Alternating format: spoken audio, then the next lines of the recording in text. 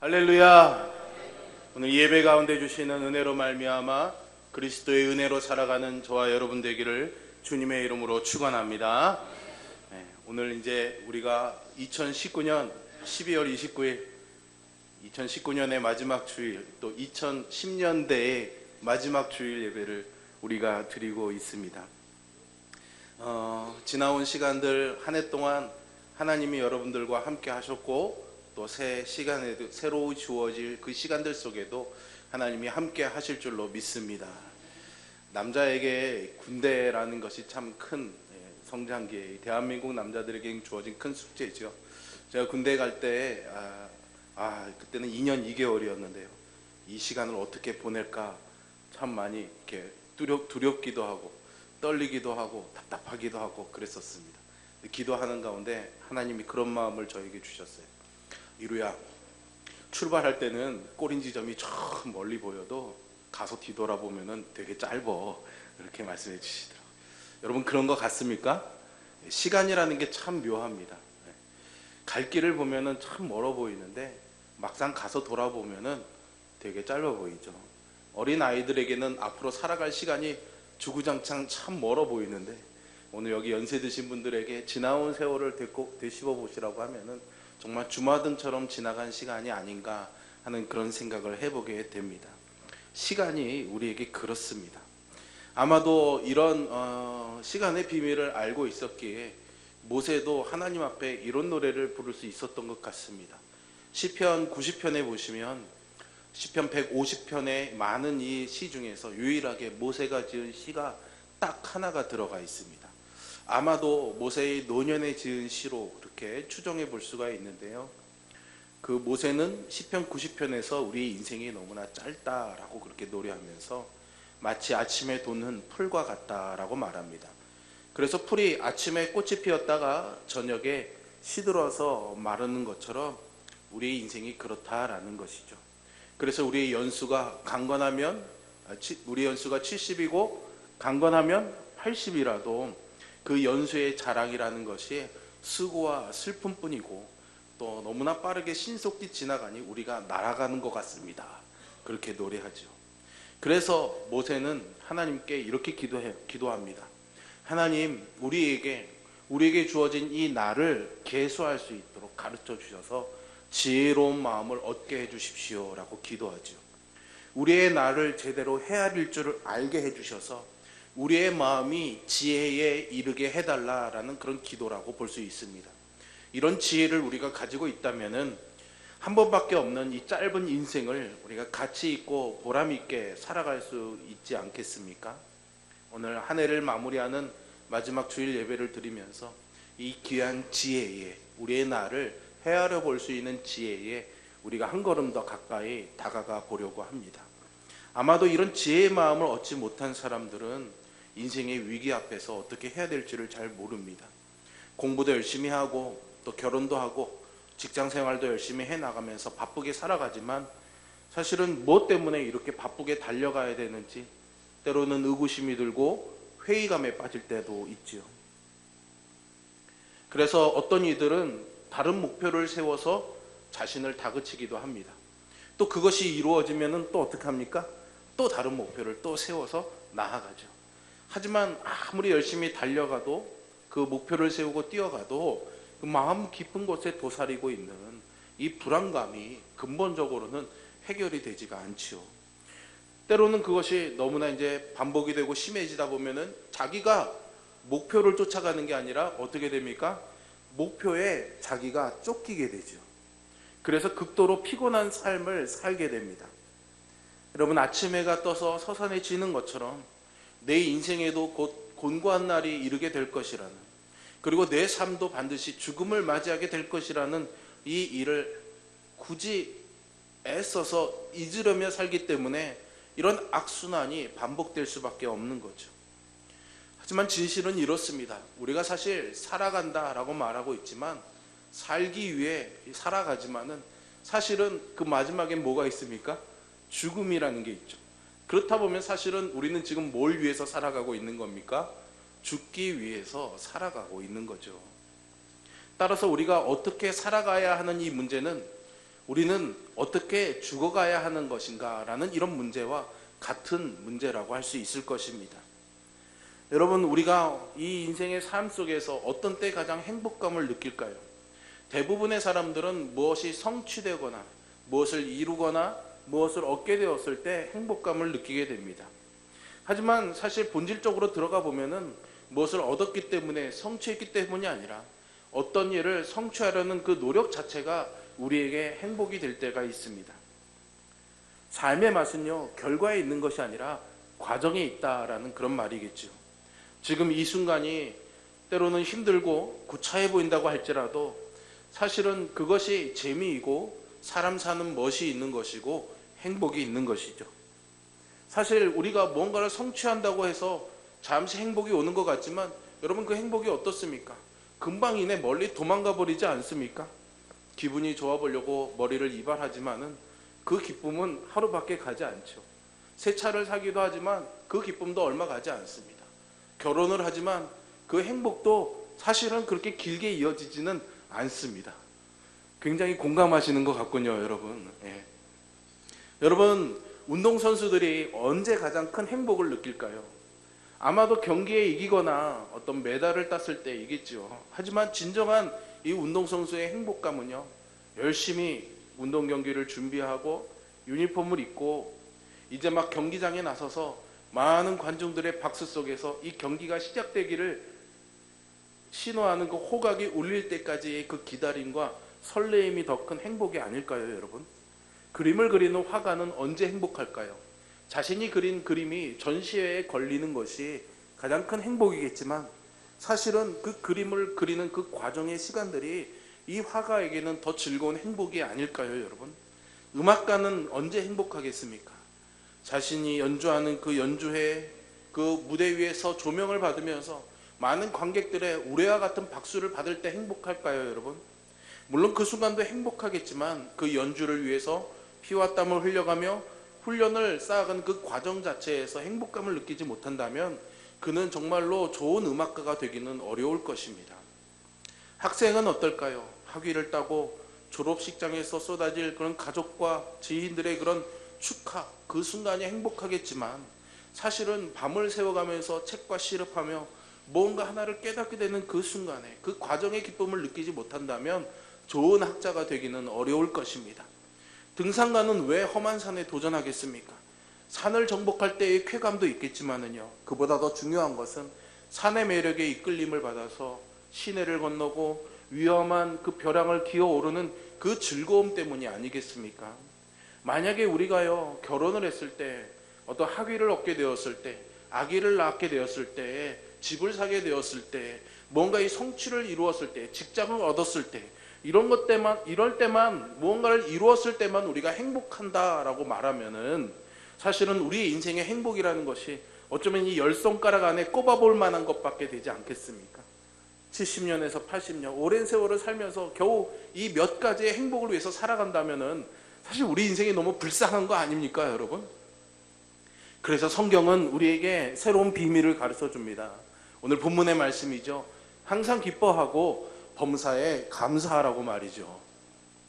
이 말씀은 무언가를 이룬 다음에 기뻐하거나 감사하라는 말이 아닙니다. 항상 범사에라는 거죠. 지금 그리고 여기서 기뻐하고 감사하라라는 말입니다. 내일 기쁜 일이 있을까? 모레에 감사할 일이 있을까라고 기다리는 사람에게는 언제나 그 기쁨과 감사는 어디에 있는 겁니까? 내일과 모레에만 있는 겁니다. 지금 나에게는 없는 거죠. 지금 기쁜 일을 찾고 오늘 감사를 찾을 수 있는 사람이 이미 행복과 함께 있는 사람인 줄로 믿습니다. 그러니까 여러분, 우리가 항상 이 말씀을 들을 때 기뻐하라, 감사하라, 이것이 굉장히 중요하게 받아들여졌잖아요.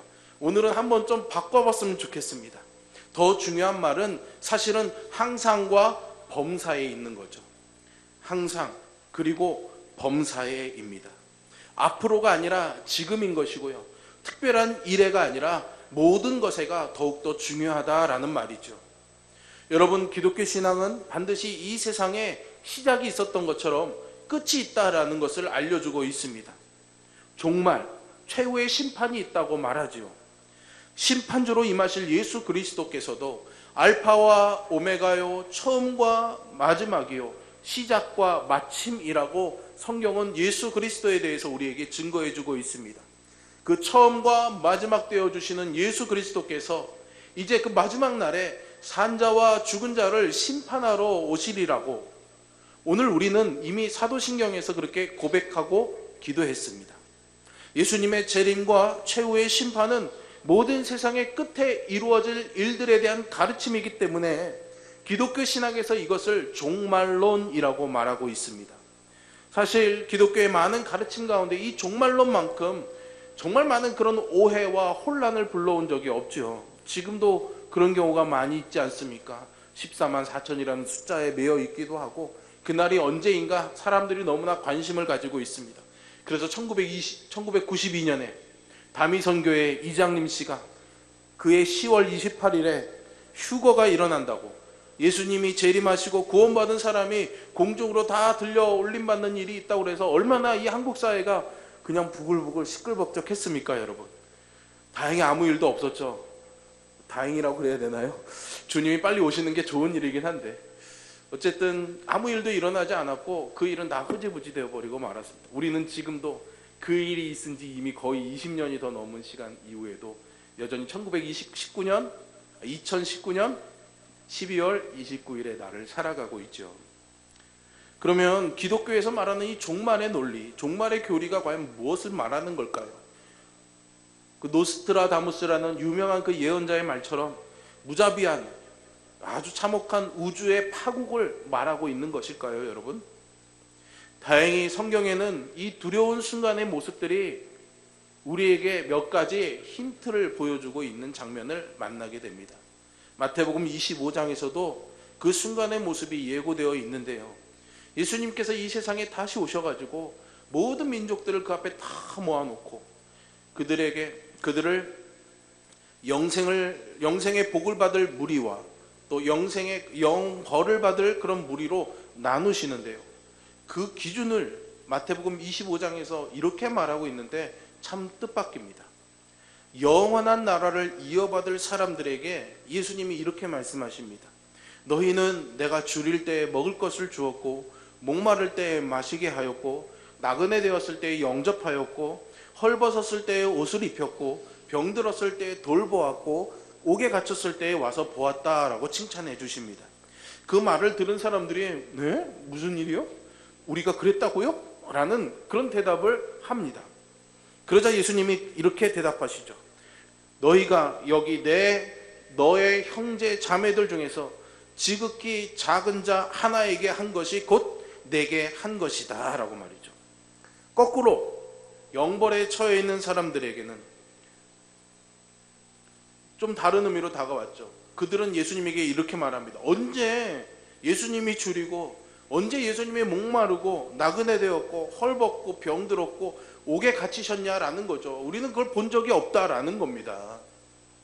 그들에게 예수님이 이렇게 말씀하시죠. 이 지극히 작은 자 하나에게 하지 아니한 것이 곧 내게 하지 아니한 것이다 라고 말이죠. 아주 분명하게 뭔가 하나가 드러나죠, 여러분. 심판의 기준이 드러납니다. 우리 가운데 있는 지극히 작은 자 한 사람에게 내가 무엇을 하였는지에 따라서 영생과 영벌에 처해진다라는 것이죠. 주님은 내가 교회에 빠지지 않고 매주 출석했는지, 헌금은 얼마나 많이 했는지, 전도는 몇 사람을 했는지를 가지고 심판하지 않으십니다.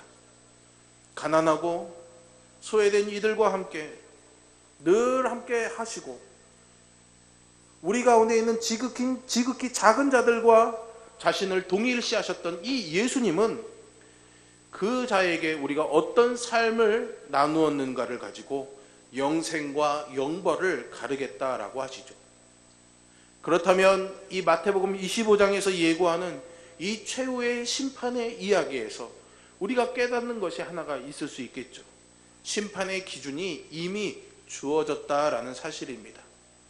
너희들이 어떻게 하는지 잘 보고 내가 그때 가서 결정하겠다가 아니라 이미 지금 우리에게는 우리가 어떻게 살아가는 것으로 주님이 영벌을 주실지, 영생을 주실지 그 기준을 우리에게 주셨다라는 거예요. 그리고 그 심판은 이미 주셨기 때문에 지금 우리 안에서 일어나고 있는 일이 되는 겁니다. 그러니 종말은 먼 훗날 오는 것이 아니라 지금 우리에게 이미 와 있는 것이죠. 그리고 심판도 지금 현재 진행 중인 것입니다. 우리는 지금 여기서 우리 가운데 지극히 작은 자 하나에게 어떻게 하느냐에 따라서 영생과 영벌로 나누어지는 것이죠. 그러므로 기독교의 종말론은 우리의 눈을요 먼 미래를 바라보게 하는 것이 아닙니다. 오히려 지금 여기에 있는 내 삶과 내 이웃들을 돌아보게 하는 거죠. 성경이 가르치는 이 종말의 신앙은요, 알 수 없는 미래를 위한 것이 아니라 바로 지금 오늘을 살아가고 있는 그리스도인들을 위한 것입니다. 아주 오래전에 미국의 유명한 대형 호텔에서 큰 화재가 났다고 합니다. 미처 이 화재를 피하지 못하고 200여 명의 사람들이 갇혀 있었는데요, 불에 타거나 연기에 질식해서 죽기 바로 일보 직전에 정말 극적으로 이들이 모두 구조가 되었다고 합니다. 시간이 한참 지나고 난 이후에 한 연구소에서 이 기적적으로 구조된 200여 명의 사람들이 그 이후에 어떤 삶을 살았는지 하나하나 찾아다니면서 조사한 적이 있습니다. 여러분, 그 당시에 큰 이 대형 호텔에 투숙할 정도였다면은 재력도 어느 정도 있었겠고 명망도 있는 사람들이었겠죠. 그런데 놀랍게도 그들 대부분이 그 사건 이후에 완전히 새로운 삶을 살고 있더랍니다.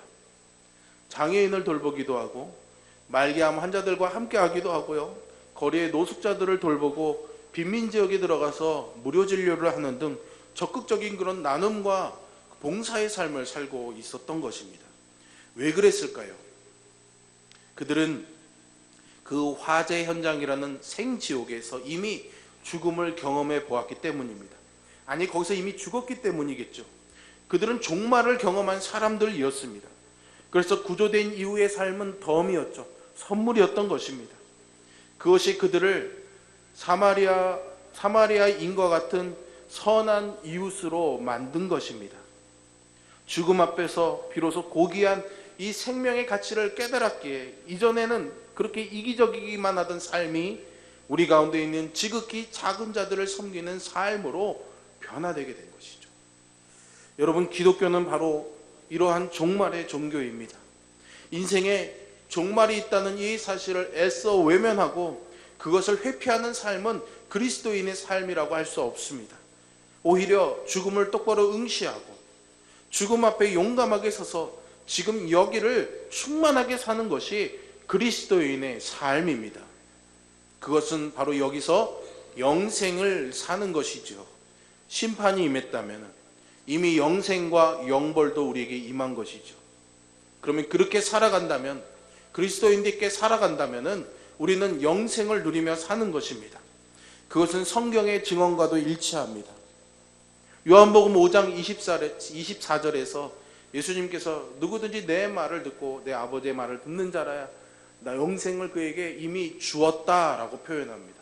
영생을 줄 것이다가 아니라 영생을 주었다라고 말씀하는 거죠. 주님 안에 살아가면 영생이 우리에게 주어진 것입니다. 오늘 우리가 예수 그리스도를 믿고 그분 안에, 그분이 내 안에 있는 삶을 살아간다면 우리 또한 지금 영생을 누리며 살아가는 줄 믿으시기를 바랍니다. 이것은 여러분, 영생이란 부분에서 제가 일전에도 설명을 드렸지만 이 영생은 어떤 시간적인 연장이 아닙니다. 100년 살 거를 200년 사는 것이 아니라 내용적인, 질적인 변화를 의미하는 것이죠. 영생은 현재라는 이 시간 안에서 변화된 삶을 살아가는 것, 하나님과 동행하는 삶을 살아감으로 인해서 유한한 시간 속에서 누리지 못하는 것들을 누리며 살아가는 것이 영생의 삶인 줄 믿으시기를 바랍니다. 그래서 죽음은 우리에게 도전이 되는 겁니다. 끊임없이 우리에게 그것을 가르쳐 주는 거죠. 우리에게 지금을 충만하게 살라고 말하고 있는 겁니다. 그것은 우리에게 지금 당장 살라고, 당장 사랑하며 살라고 요청합니다. 사랑을 줄 시간이 많지 않다라고 호소하지요.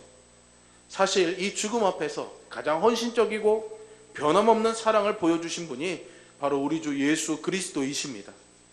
그분은 죽기까지 제자들을 사랑하셨습니다. 그 모습을 요한복음에서 증언하고 있는데, 요한복음 13장 1절에서 이렇게 말합니다. 유월절 전에 예수께서 자기가 세상을 떠나 아버지께로 돌아가실 때가 이른 줄 아시고 세상에 있는 자기 사람들을 사랑하시되 끝까지 사랑하시니라. 아멘. 끝까지 사랑하시니라. 요한복음이요 21장까지 있습니다. 이 말씀이 있는 요한복음 13장이 시작이 되어서 21장까지 9장의 이 장을 이 유월절에 일어난 일과 십자가에서 일어난 일과 부활의 새벽에 일어난 사건들에 대해서 기록하고 있습니다. 예수님의 이 마지막 생애의 며칠간을, 예수님 생애를 전체를 기록하고 있는 요한복음의 가장 많은 부분, 굉장히 많은 부분을 할애해서 설명해 주고 있는 것이죠. 그만큼 이것이 중요하다라는 이야기입니다.